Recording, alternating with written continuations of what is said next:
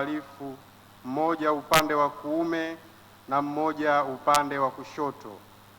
Na mmoja wa wale wahalifu waliotundikwa alimtukana akisema, Je, wewe si Kristo? Jiokoe yako na sisi. Lakini yule wa pili akamjibu akamkemea akisema, wewe umwogopi hata Mungu, nawe u katika hukumu hiyo hiyo? Nayo ni haki kwetu sisi, kwa kuwa tunapokea malipo tuliyostahili kwa matendo yetu. Bali huyu hakutenda lolote lisilofaa.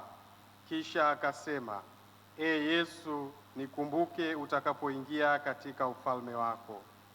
Yesu akamwambia, Amin nakuambia, leo hivi utakuwa pamoja nami peponi. Neno la Bwana.